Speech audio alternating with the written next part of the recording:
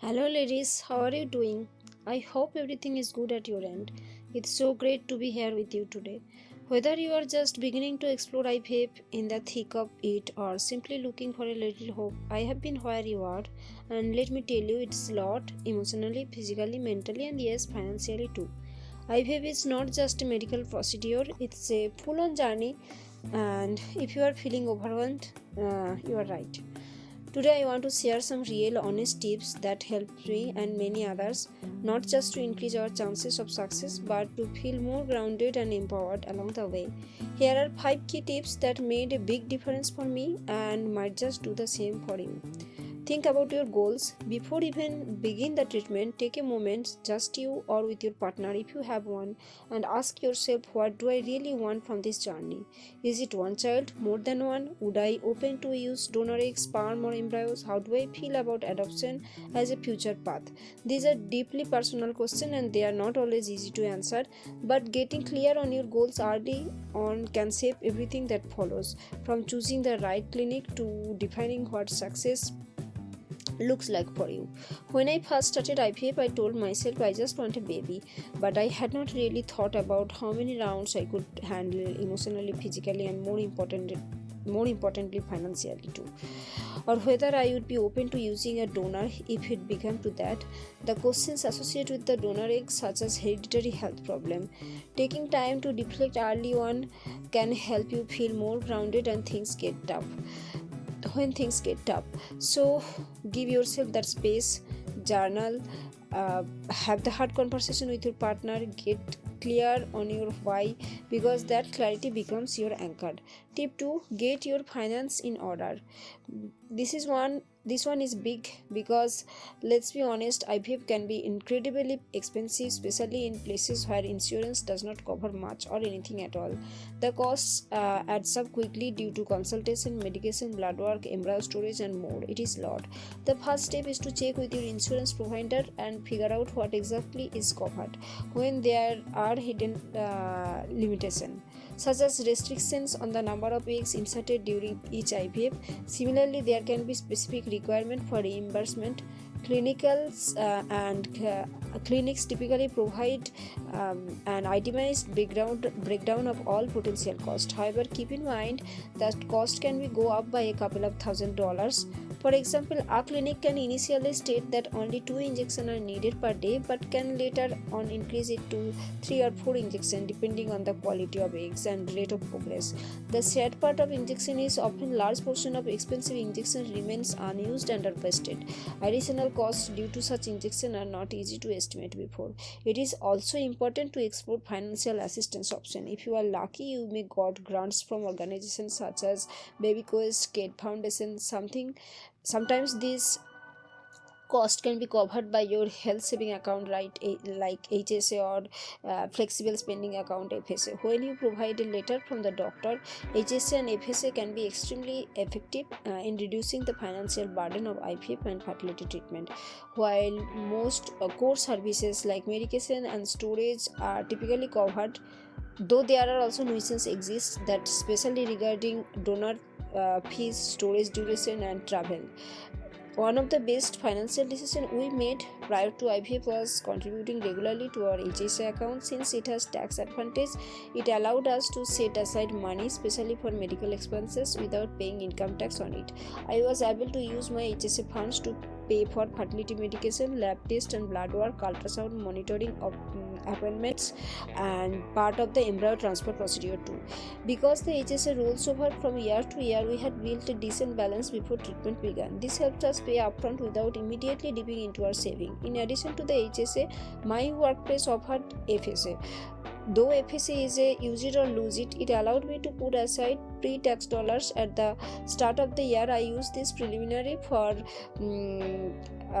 co-pays and smaller out-of-pocket expenses, transportation to and fro from the fertility clinics, and my FSA also paid for my acupuncture session that helped reduces stresses and support my body during the process.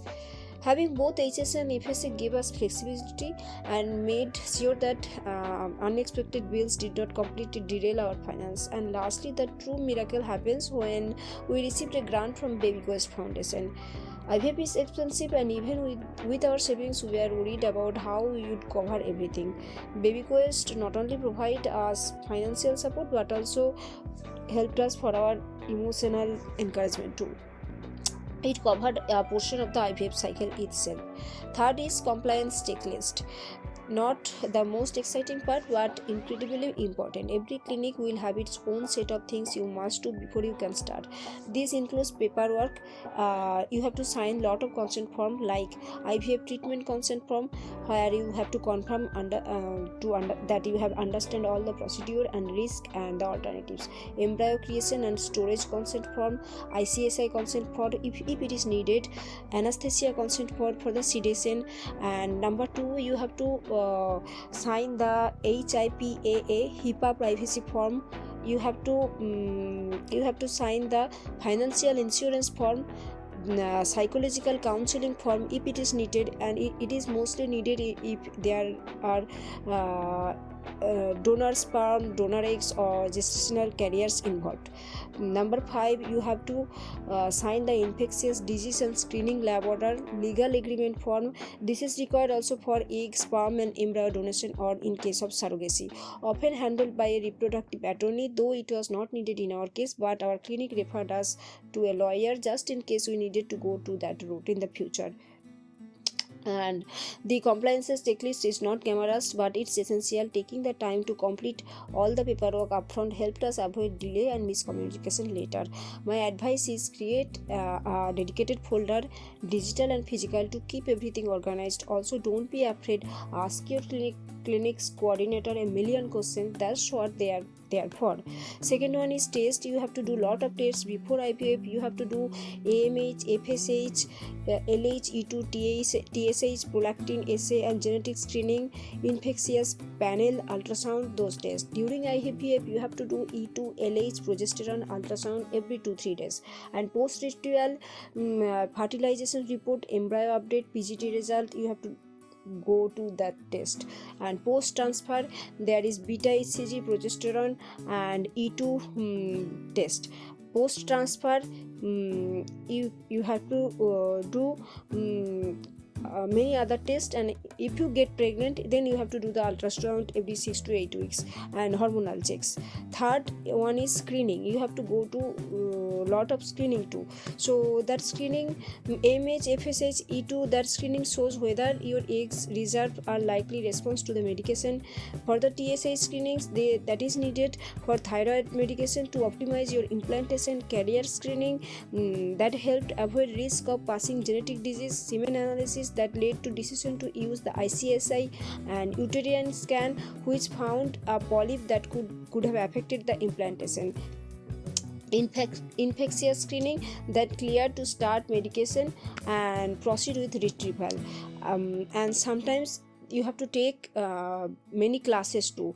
Like before starting IVF, we took IVF orientation class, injection training class, financial counseling class, genetic and mental health counseling class.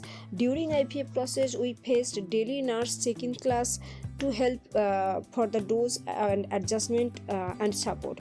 Pre-retrieval and pre-transfer briefing class for the procedure preparation. After IVF is done, we faced doctors follow-up classes for the cycle results and planning, support group classes, counseling classes for our emotional support, pregnancy preparation classes. If needed, then they will transfer you to the OB care. Some clinics seems to assume that patients already understand the process, but no one is born to know that AMH level mean what a saline sonogram involves, right? So I will never forget how defeated I felt when my cycles got delayed, all because of a lab test I did not realize had expired. The clinic required an updated infectious disease screening, and mine was just over a year old. They needed it to be current within 12 months of egg retrieval. I had no idea that tiny technicality could throw everything off.